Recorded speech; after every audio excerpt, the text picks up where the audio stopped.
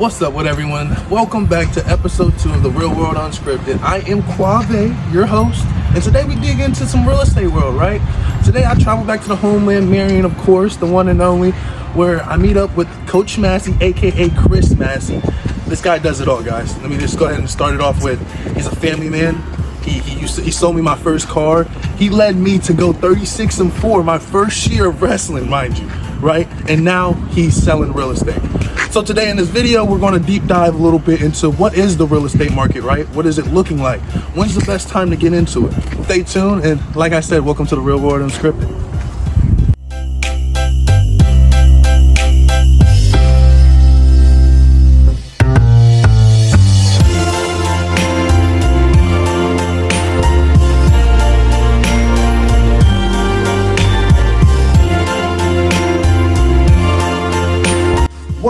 Everyone to the Real World Unscripted. As you can see, I'm here with Chris Massey. Appreciate you coming to see me, boss. Man, I'm good. I told him when they're coming in here, we got like a little personal relationship where you kind of coached me. You've been around. You sold me my first car, right? And I know they're curious, right? First off, what made you jump into the real estate world from sales, right? From car sales to the real estate world. How did that happen? Well, man, there was a little bit of time in between. Right. So I got this fancy corporate job with a, fancy company here in town, and so, man, essentially I got fired. Right. That's really what happened. And so, when you got 3 kids and a wife, you got to make that cheddar. Okay. So that's really what I had bills, and so I just trying to figure out, man, what's next? Okay, and I didn't want to go back and sell cars. The reason, the car industry is a grind, man. I mean, you're like open to close, 8 to 8. Yeah. 12-hour days. You're working Saturdays. I was missing too much with the kids. So, man, I didn't want to go back to cars, but I knew I had to make a living for my family. So, man, that's how the real estate thing started, man. Yeah. And so it was unexpected. Actually, I didn't want to get into real estate because I said, man, it's oversaturated. Yeah. Because right. all these people, once COVID hit and the market went crazy, everybody wanted to sell real estate. So I was like, man, I don't even want to sell real estate because, man, there's so many agents, it's just going to be really difficult to get started in this business. Yeah. But I had a friend prompt me, and honestly, like, I love houses. I love real estate as it is.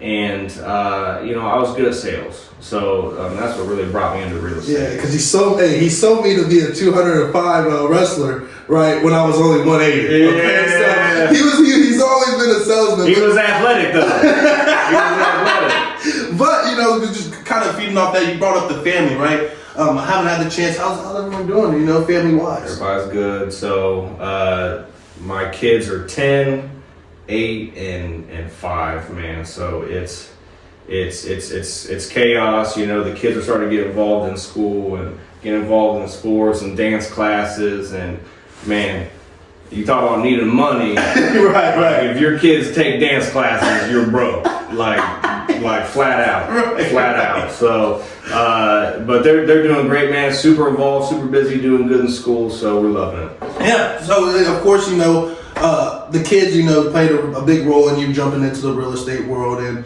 of course, the job loss and all that. How, as a man, and I feel like a lot of men need this, right? How did you battle through that adversity first, right? And then we'll get into that real estate talk. But I want to understand, how did you battle through that adversity, right? And what, besides the kids, right? Because you got to have something that motivates you, right? What was that for you, besides the kids? Yeah, man. I think as men, we are generating a lot of our identity from what we do. So when man, this is my job title at this company, and so when that gets taken away, when that gets stripped away, you kind of have that identity crisis, right, where you're just like, man, and you feel like a failure in different things. And so for me, it was You might have to edit some of this. I'm gonna have to really think about this. Right, I like it. I like it. It takes our time, right? We're in no rush, guys. Yeah. Well, man, I do love hip hop. Yeah, right. He does love hip hop. So there's a lyric that says, "All a boy wants to be is a man. Right. All a man wants to be is enough." So I battled my demons heavily during that season. But man, I think one of the things I really took away is, who I am is not what I do. Right. You know what I'm saying? So, even though I wasn't vice president of this company anymore, I'm Chris Massey, and I'm a good person. I got a good heart. I love my community. I'm a great father, and so you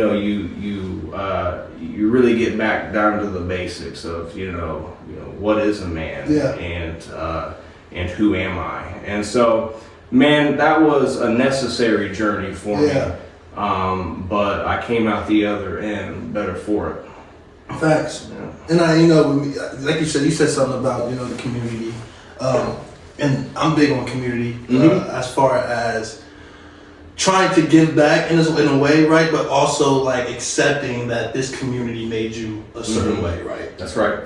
So like, as far as you saying the community things, right? Did the community play a role in you jumping into this, this type of work spot? Because everybody, everybody loves Coach Massey, right? Yeah. And was that like a key point where you're like, well, I know I'm a salesman, I know this community loves me, and I know, I want to give back in a way to the community. Is this kind of a thing? Yeah, man. Because before I got into sales, I was working mostly for nonprofits, so like. A couple years after you guys went to high school, after I was coaching you, I went to Cleveland. That was I was doing community development in Cleveland, and for me, I saw real estate as a unique opportunity to be able to serve my community. If you approach it with the right heart and the right mindset, I saw it as a great opportunity to serve my community because all my time that I spent in community development and poverty alleviation and different things. The one way, the best way to escape poverty is home ownership. You saw all these folks that, especially as neighborhoods change, times change, the economy changes, rents get jacked up on people. Yeah. Property taxes get jacked up on people in different things. But if you own a home, you don't have anybody raising your rent. Right. You know what I mean? And, when you make that payment, that $1,000 payment or that $500 payment or whatever that payment is, like, it's not going to a landlord. It's going to pay down that mortgage. And you're building wealth. The average, man, I might be getting too ahead of myself here, but the average growth per year in home value is somewhere between 3 and 5%. So not just are you paying that mortgage down, but as time goes on, you're building equity in that house. And so, and the hope is, one day, you own that house free and clear. Yeah, of course. Yeah, of course. And so, man, so I believe in home ownership. Yeah.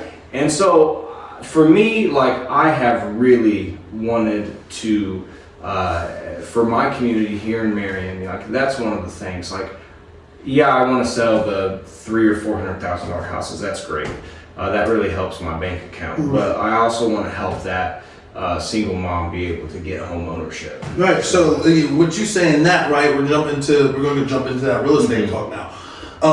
First off, with the economically speaking, the economy right now is it's a little harsh. It's crazy. Yeah, it's harsh. So like, I know a lot of people are interested in becoming those home buyers, but a lot of them question like, well, is this the right time? Is this the right? How do you know when it's the right time to get in the real estate world? The economy is crazy. I totally get it. I feel your pain. I really feel for y'all's generation. Yeah. I bought my first home.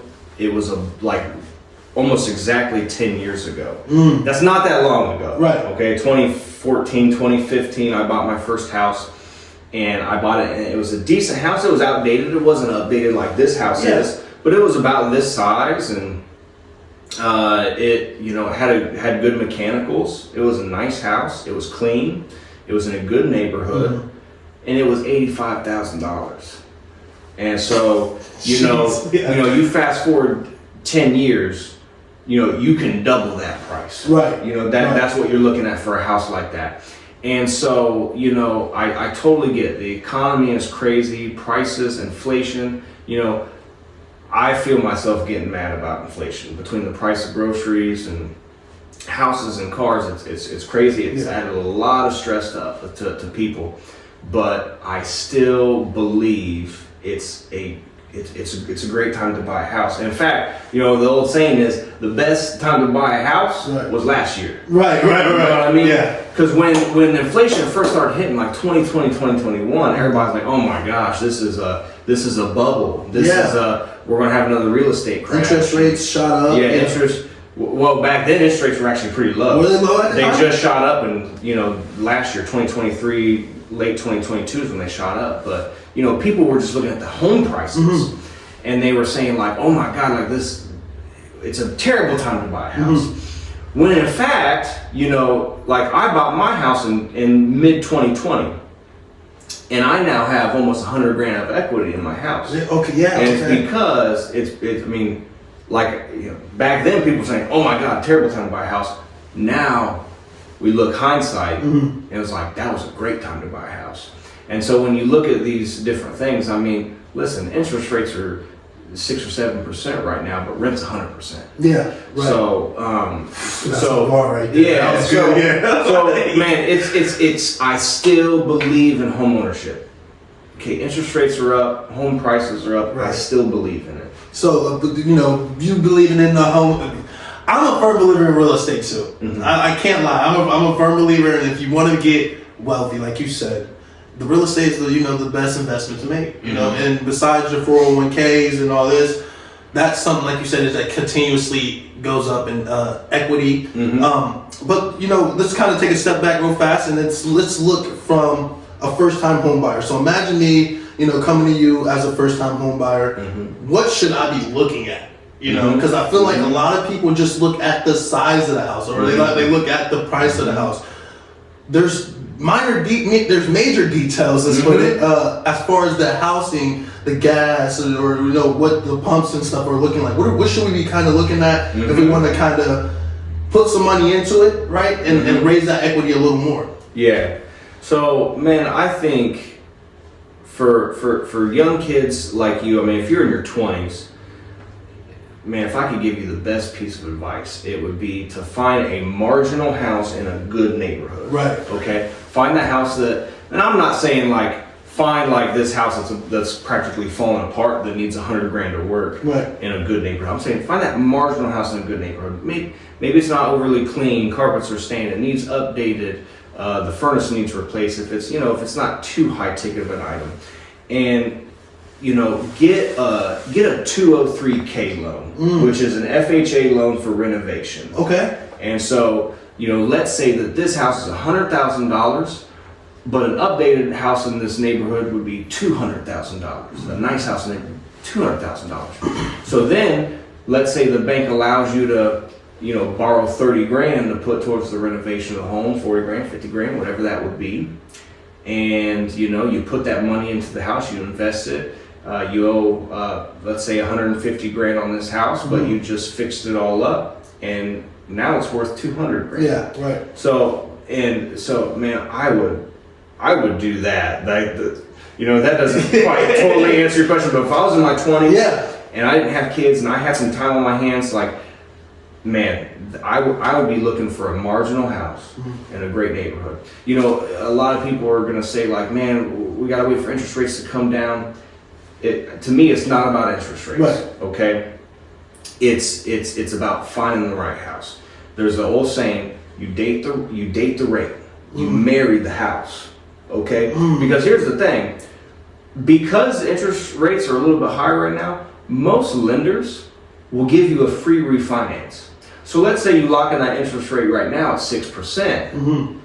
Well, let's say 2 years down the road, 3 years down the road, let's say interest rates go back down to 5%, 4%. Yeah. They're never going back to 2 or 3. They're not. I was just about to say that. Know that in our lifetime, you're not going to get a 3% interest rate on the houses. No way. If we're lucky, we'll get back down to 4 or 5. Yeah. And if that time comes, you can refinance. Okay. And like I said, a lot of these lenders is free. So you get free refinance later down the road. You find the right house. You know, the interest rate is temporary. The house is forever, unless you sell, of course.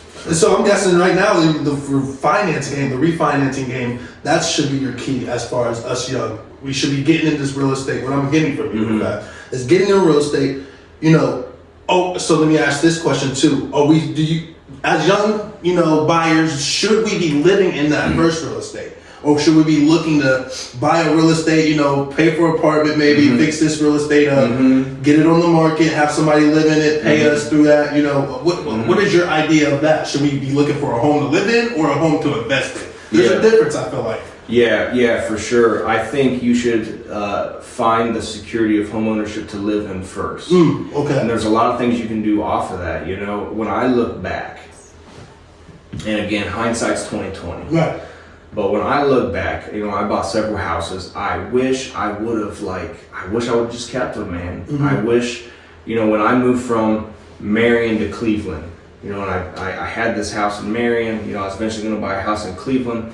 I should have rented that house out in Marion, okay? And I should have, bought, I wish I'd done that with all my houses, man. I wish I wouldn't have sold them. I wish I would have rented them for a period of time.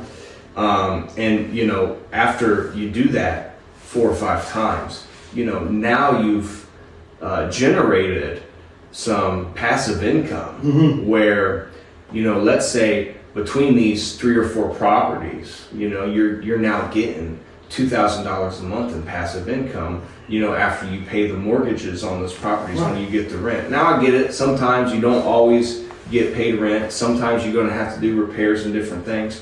Those things come with the territory, but I think real estate is a long-term investment because in 15 to 30 years, depending on how long your mortgage is, that's going to be paid off. And, when you look at me, I'm about to be 35. Right. So in 30 years, damn, I'm 65. Right. I'm retirement age. Right. But, that's when I'm going to be ready to retire. So then these mortgages are going to be paid off and I'm just going to be collecting checks. Yeah. Yeah. So now instead of $2,000 a month in passive income, it's $4,000 or $5,000 a month. Right. I'm living off of that. It's my retirement. And that's the kids' dance. That's right. Right there. That's right. So, do you feel as if we just had that huge debate, right? So we had the debate, we had the presidential election. Do we feel as if that's going to kind of play a role in the real estate world, or what should we expect from that? It'll be interesting. There was a couple things, and I'm neither Democrat nor Republican, but there was a couple of policies that Kamala Harris was proposing that made me a little bit nervous as someone who sells real estate. She was proposing some unrealized capital gains on selling your house, and she was going to potentially raise the capital gains for when you sell a house, and so that would make real estate less attractive to invest in. But I think overall, now that we know the election results, I think it kind of just depends on your location. I don't think Ohio is any longer a swing state. Right. I mean, I think we're more a red state. So the fact that we got a Republican president in office, I think that helps us here in Ohio real estate a little bit because even though I think we give the president too much credit for the economy, the fact is the economy it goes in ebbs and flows. That's the natural cycle of the economy. So we give the president too much credit, but our perceptions are reality. Right. So I think the fact that being in a red state and that we have a Republican president, I think people will be a little bit more confident in the economy to be able to purchase that house.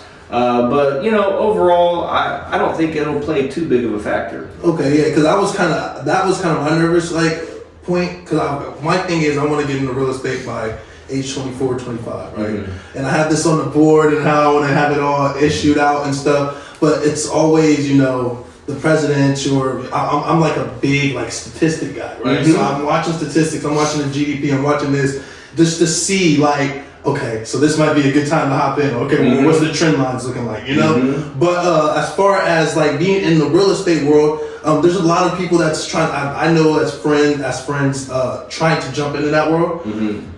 I tell them it's harder than what it looks. Yes. At times, right? Can you explain to them some characteristics, right?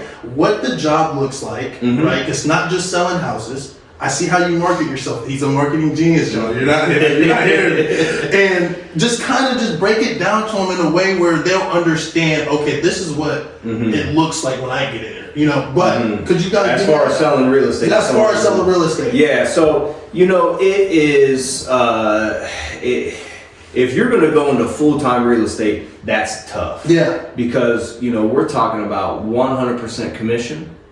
I don't get paid a salary at all. I eat what I kill, so to speak. Okay. Ooh, that was so that's it. And you got to have nerves of steel. Yeah. If you have bills, you can't get so desperate to sell the house because you gotta pay your bills. So a lot of people it may make sense for them to do real estate on the side, or part-time.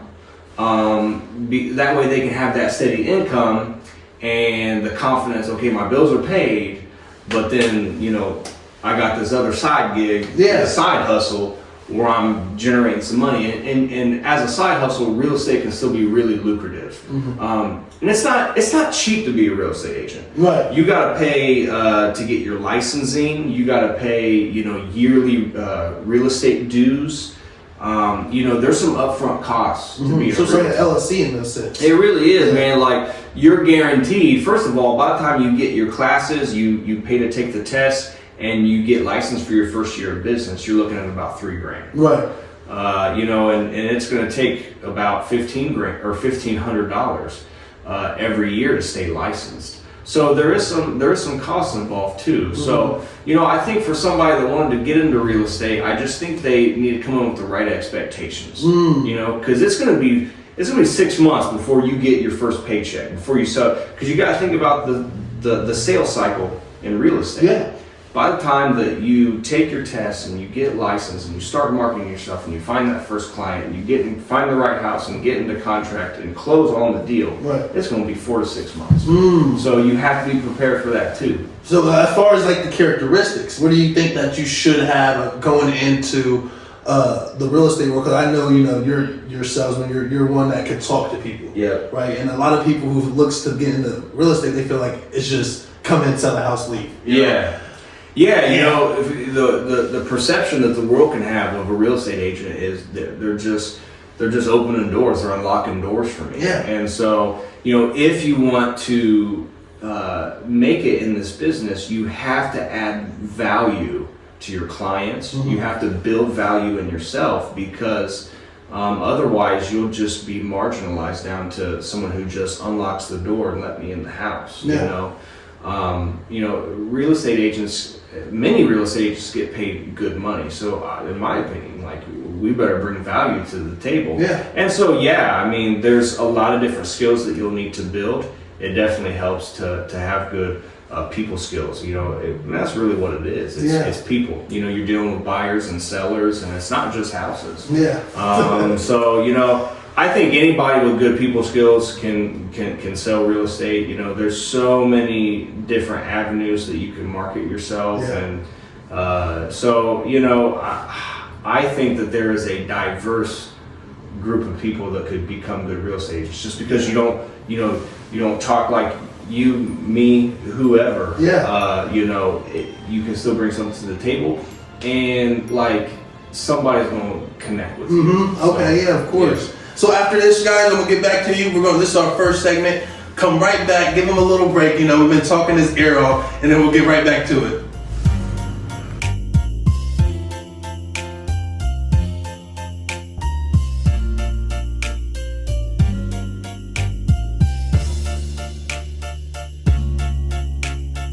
Welcome back.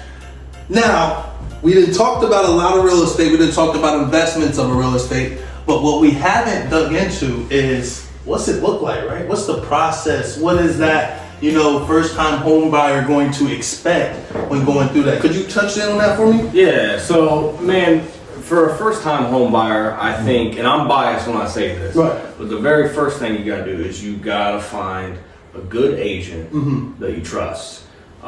Because I think pretty much everything in my experience kind of snowball effects from there. A lot of times, the real estate agent's pretty influential. They're going to get you, hooked up with the right lender, the right home inspector, all those different things. Right. So that's number one. So if you're thinking about buying a house, because that's another mistake that first-time home buyers can make, is they kind of come into the situation unprepared. Yeah. And it doesn't set them up for success. Like, typically, this is what it looks like for a first-time home buyer. I'm going to go on Zillow. I'm going to find a house that I like because I think I want to buy a house right now, and then I'm going to get connected to some random agent, who's going to, it's just by chance. Are they a good agent? Maybe, or maybe not. Right.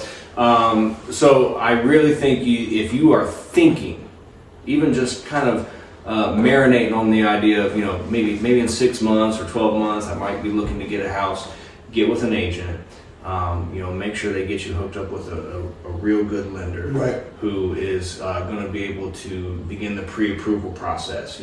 How's your credit look? Does your credit, maybe we need to build our credit a little bit. If we get up to this credit score, we'll be able to qualify for this program and all these different things. This is about how much money we're looking at that we're going to need down. All these different things, and a good real estate agent will be able to help walk you through that as well, because that's a pretty that's pretty tough to navigate. So you get your pre-approval, and then you start looking at your budget, and you might be pre-approved for $250K, right, but you may only want to afford $150K or $200K. You're like, man, I can buy a $250K house, but the payment's this, right, and that doesn't work for me. So again, it's just so important to be prepared, because when you're looking at $250,000 houses and you're only pre-approved for $150,000, you set yourself up for failure. Right. So, okay. So get with a good agent, and just be prepared,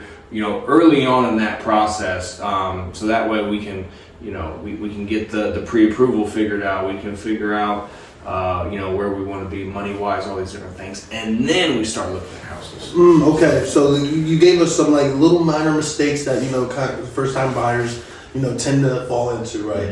What's some minor mistakes that as a seller that you've had to kind of learn going through the process? Okay, let me slow down, let me reel it back in. Could you speak on that for us? Yeah, so I think for a seller, it is. There is a similar thing there, that you got to get an agent involved early. So if you come to me and you say, Chris, I need to sell my house, but I need to list it in 3 days. That doesn't give me any time to give you any advice as far as well, hey, maybe if we painted the cabinets, or if we just remodeled this, or it doesn't give me any time to give you any advice of, hey, here's some little things you could do to be able to help your house sell and sell for more. But I think ultimately the number one mistake that a seller can make is not pricing your house right. Okay. No doubt about it. There's so many people, they've seen the real estate market the last 4 or 5 years. They think their house is worth its weight in gold, regardless of the condition. And so you gotta price the house right. Otherwise it's just gonna sit. And then that's when you start getting a lot of the low ball offers, because people are wondering, why has this house been on the market for so long? And so, price it right to start. Right. Yeah. So I've been watching a lot of real estate on Netflix. Don't judge me, okay? Yeah. I've been watching these girls kick ass and sell real estate, right? Selling sunset. Selling sunset, right? But I see a lot of the times, right, that they deal with a lot of properties and they end up pricing it here, but they'll settle for here, right? Uh-huh. Is that how you see the real estate world too? Yeah. Is that I'm gonna price it here, but if you fall here, we're still at my number. You know what I'm saying? For years, You know, and I go back 10 years when I was looking for my first house, you know, you kind of did want to leave some wiggle room. Like, you can't, you know, if you want to get $200,000 out of your house, you don't list it for 200. You list it for 215, and then someone can negotiate you down. You know, what I have found in this market is, at least for the time being, that if you price it pretty competitively to start, you actually are going to get a lot of attention and even attract some competition. You know, I had a guy just recently. I looked at his house and I'm like, okay, I'm thinking this thing's going to sell for $225. That's what it's worth, you know. And but then I said, hey, what do you think about this strategy? Let's list it for $219. Because it was a nice house, it was in a great neighborhood, and there just wasn't a lot of houses out there like it. And I said, you know, what do you think about $219? And so he kind of went along with me, and we ended up getting multiple offers, and we sold it for $230. So, you know, that has kind of been the strategy as of late. You know, things always do change, but I just think in this market, you really got to price it right, because, you know, we still have, you know, our average time on market is still in that 30 to 45 day window. You know, back in the day when houses were setting for a year, maybe price it higher to start, and then let somebody negotiate you down. But yeah, I mean, and there's all kinds of different pricing strategies, but that's kind of my take on that. You might be asking, I'm kind of interested when you said it's a house sitting for a year. How long do you think typically, you know, when you put a house on the market, how long do you feel? I know it can vary, right? Because of how, you know, the condition is and this and the third. But typically, right? How long does a house typically sit? Yeah, so, you know, the last 4 years have been crazy because the average time on the market was just low. I mean, a house would go on the market on a Thursday, it'd be in contract to sell by Sunday. You know, but we are going into a time where we're having, it's a lot more balanced market. You know, the last 4 years has been a seller's market. And so we're seeing houses set for longer. You know, houses are set for 2 weeks, 4 weeks, 6 weeks before it's selling. I mean, I think average time on market's pretty high now. I think it's somewhere between 30 and 45. I haven't checked out an updated number there. But you know, houses are setting. So, you know, back in the day it was 6 months, man. Your house might set for 6 months. So okay, so when we speak about houses set, and we talked about selling sunset, right? Now, marketing, because selling sunset has a beautiful marketing. It's a genius if you think about it. We're on Netflix. These houses are available. Not only are they on Netflix, but you know, don't judge me, but I follow a couple of them on Instagram, right? But you're in Hollywood. And you're in Hollywood off rip, right? So how big is like social media in the real estate market? How are they like starting to combine, and how is marketing as far as, I see your videos, you know, and I see how in depth, and you know, it's just very good, right? Way to get your name out. Tell us how important that is now going into, you know, the next generation. Yeah, I think it's imperative. You know, I know we talked earlier about, you know, that person that's thinking about getting into real estate as a career. I just need you to know the real estate is not as sexy as selling sunset makes it look out. They do make it look sexy, though. Man. I mean, it ain't that cool. It ain't that cool. But anyway, you know, I think it's imperative, and you know, for me, it has been a huge part of my strategy. You know, probably at least 75-80% of my marketing energy, you know, goes into social media, because you know, I think that the times are changing. You know, back in the day, up to the 90s, you know, most of these big companies, they had to be on TV. Right. You know, these different things. Like, marketing is, you know, marketing is attention. Where is the attention? And so, you know, who has cable anymore? Like, nobody, like, people do have cable, don't get me wrong, but like, man, a lot of us, man, we're streaming Netflix and these different things. So TV commercials aren't big of a deal. And so, you know, as time continues to press on, I mean, social media becomes a bigger and bigger and bigger deal because back in the day, so I'm 34, so my first social media, you've probably never heard of it, was Zanga. Okay. I thought you were gonna say MySpace. MySpace was number 2. MySpace was number 2. Right. Okay. I had probably a sweet profile song, circa 2006, and and then eventually you move on to Facebook, right. and many social media platforms have emerged since then, and so back in the day, social media was just like talking to your friends, right? Messaging friends, commenting on their wall, all these different things. Like, it was more about just the social interaction. And since then, it has evolved to where now social media isn't just where you go to message your friends or see what your friends are up to, but it's entertainment, right? I mean, people maybe you used to go home and you flip on the TV and you're watching TV. Now people go home, and if they want to unwind, they are gonna scroll through Instagram reels. Yeah. You know what I mean? Like, if I give my kids the choice, okay, you can either watch a show on Netflix or you can watch videos on my phone, they're gonna watch YouTube Kids. Right.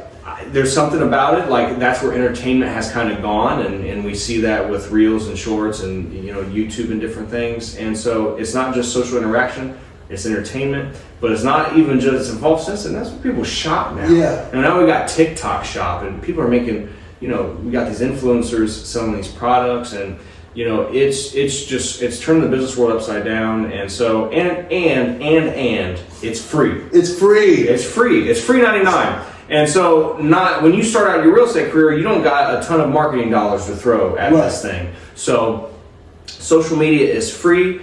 Most people are on it, and so it's been a huge part of my strategy. Yeah. And you kind of said strategy, because I was going to ask you the question, like, what was your strategy, right? And how did you kind of build your market structure, right? Mm-hmm. But you kind of answered that for me. So we'll go to something to wrap this up, right? I need to know give us a kind of glimpse, right, into one of your first sales, like the feeling, right, and how long it took and how much work it was going into it, but it was a reward. So, like, what was that for you? Yeah, so and I sold cars before this, and so it is super exciting. It's a rush to make a sale, especially your first sale, and it is exciting. And I think that my first super rewarding moment was, and it's for a number of reasons, but I had a referral. Somebody referred a single mom to me within my first 6 months of selling real estate. And she'd already gotten pre-approved. Even she had been working with an agent, and she just her words, the agent, I really just didn't think this agent was for me. Right. Like, they really wasn't taking time to invest. Really weren't answering my calls, answering my questions and different things. And so I don't know if this will totally answer your question, but I think for me, that was my first super rewarding experience, because a lot of times in real estate, success is dollars. Okay, you see a lot of real estate agents when they post on social media, they're I just sold $5 million or whatever, and red flag. Because then what? It's about the dollar. It's about the number, and so for me, that's not success. I get it. I do sell real estate to make money. Right. But success is how I make someone else feel, and how I treat someone else. So when someone comes back to me and I get that review at the end of the sale, like this gal here that I sold a house, and she, hey, I had this other agent. This agent didn't give me the time of day, but you made me feel valued, and you really took the time to help me through this process. And I really appreciate you. And so for me, that is the success. The money follows, but the customer service and really putting in time, investing time and energy into people, you know, that's success. You know, like, listen, I know we're all here to make money, but the money follows that.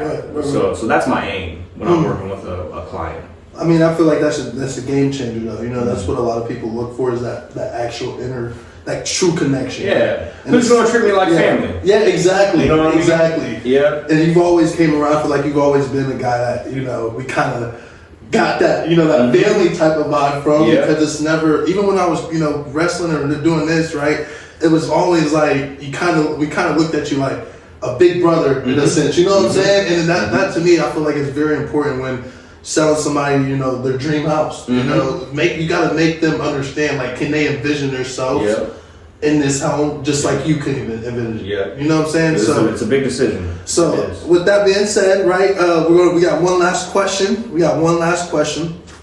Give us some advice. You know, give some advice to those who, you know, have dreams of, you know, working in the sales world, or not even just sales world.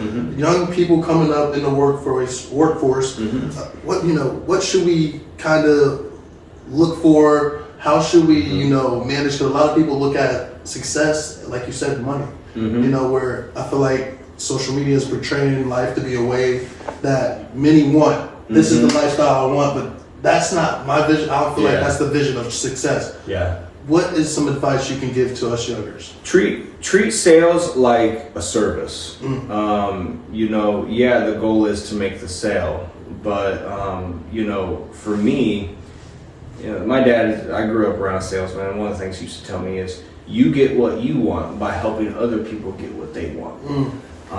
So when you kind of take that, you know, perspective out a little bit, and you look at the big picture, you know, you want to be able to say that, you know, you weren't just chasing numbers, but you were trying to serve people. Yeah. And so for me, like that, you know, I talked about it being success. I mean, what other way do you gain someone's, like, sales is trust, it's relationship, it's building rapport with people.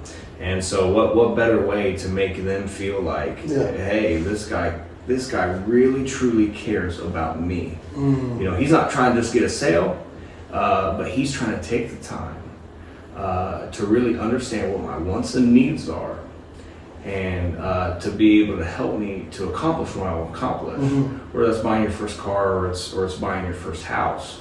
And so I think that is the biggest thing in sales. And, you know, and I get sales and marketing go hand in hand. And, you know, when it comes to marketing, you know, be self-aware and just be yourself. You know, that is, because if you don't, it's going to come across unauthentic. You know, listen, I do go to marketing, like networking events. I do a lot of social stuff, but I can't do a lot of that because I'm introverted. You know what I mean? And so for that person that's extroverted and they get energy from being around people, man, you better be at the networking events, and you better be rubbing elbows with people, you know. And so and that's why social media's worked for me, because, you know, I'm pushing myself out there, but I'm not constantly around people. So, you know, you kind of be self-aware, know who you are and what you're good at, and just kind of lean into that. Don't try to be somebody you're not. That I feel like that's the big. Don't be somebody you're not. You feel me? And that's how we're gonna wrap it up. My guy, Chris Massey, the one and only, the real estate magician, right? I appreciate you coming on, taking the time today, and hopefully we can get some more, you know, get back into the studio again, eventually, right? You got it, man. My guy, the Real World Unscripted, and I'm Kwame, your hostess. I'll catch you guys for the next one.